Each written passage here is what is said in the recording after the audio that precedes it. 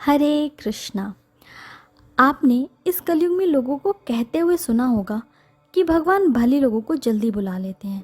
सोचा जाए तो कभी कभी इन बातों में सच्चाई भी लगती है, लेकिन क्या कभी आपने ये जानने की कोशिश की है कि क्या सच में भगवान अच्छे लोगों को जल्दी उठा लेते हैं? और अगर ऐसा है तो आखिर वो कौन है जो कलयुग में ज़्यादा समय तक जीवित रहेगा और कौन नहीं? क्या कलयुग में पापियों और अधर्मियों का राज ऐसे ही रहेगा? तो जानने के लिए वीडियो में आखिर तक बने रहें और वीडियो पसंद आए तो इसे लाइक एंड शेयर भी करें और चैनल को सब्सक्राइब करें। कलयुग में कौन कितना जिएगा, इस रहस्य पर्दा स्वयं ही उठ जाएगा जब आप अपने आसपास हो रही घटनाओं से कलयुग के चरण का अंदाज़ा लगा लें।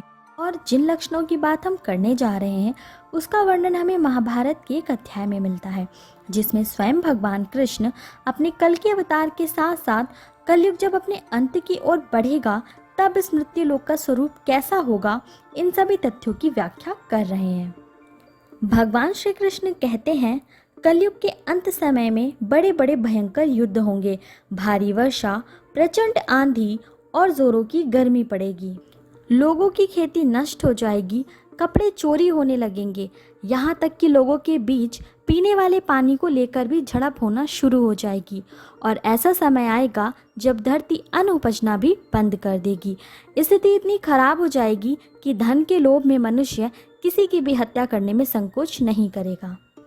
लड़कियां बिल्कुल भी सुरक्षित नहीं होंगी, यहाँ तक कि उनका अपने ही घर में शोषण होगा, उनके अपने ही उनके साथ अत्याचार करेंगे।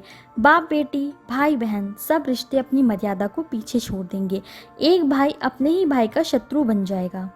शिष्य गुरु के अधीन नहीं रहेंगे, पुत्र भी अपने धर्म का पालन नहीं करेंगे, चाहे कोई किसी भी कुल में पैदा क्यों ना हुआ हो। उस समय जो सबसे बलवान होगा वही सबका स्वामी होगा और उसका कहा गया एक एक वचन शास्त्र माना जाएगा। ब्राह्मण वेद बेचकर अपनी जीविका चलाएंगे। धन का उपार्जन करने के उद्देश्य से ही विद्या का अभ्यास किया जाएगा और लोग अधिकतर समय मद में मोहित रहेंगे। लोग अपनी जाति के कार्यों को छोड़कर दूसरे लोगों को ठगेंगे और तीनों काल के संध्या उपासना से दूर रहेंगे। इतना ही नहीं, कलयुग की स्त्रियों की बात करें तो वे सदाचार से भ्रष्ट और पति का अपमान करने वाली होंगी, जो सास ससुर से घृणा करेंगी। समाज हो, घर परिवार हो या फिर कानून, उन्हें किसी का भी भय नहीं रहेगा।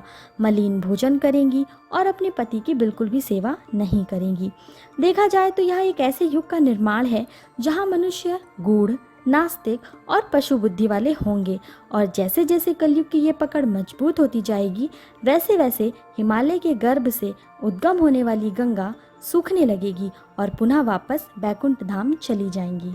यही नहीं, कलयुग के 10,000 वर्ष की अवधि पूर्ण होने के बाद सभी देवी देवता भी पृथ्वी छोड़कर अपने अपने धाम वापस लौट जाएंगे और देखते ही देखते युगंत काल में मनुष्यों की अधिकतम आयु 12 वर्ष की होकर रह जाएगी, जिसका साफ और सीधा अर्थ यही है कि पाप अपने चरम पर होगा और पृथ्वी लोक से धर्म लगभग पूरी तरह खत्म हो चुका होगा।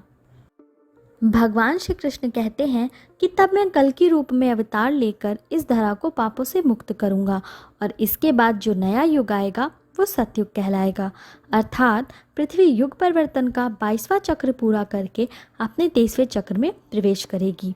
भगवान श्री कृष्ण ने इस दौरान कलयुग के इस काल में जो शीघ्र मृत्यु को प्राप्त होंगे उन लोगों की व्याख्या करते हुए उनके कुछ गुणों को बता रखा है और कहा है कि जो भी व्यक्ति, संगठन या समाज वेद विरुद्ध आचरण कर धार्मिक और सांस्कृतिक एकता को खंडित करेगा, मांसभक्षी होगा, साथ ही मदिरा पान करने वाला होगा, उसका आने वाले समय में समूल नाश होगा।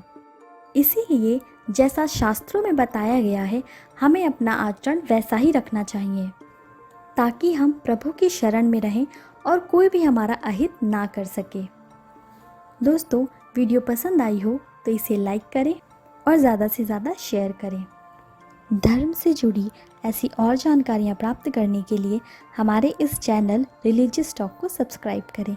हरे कृष्णा।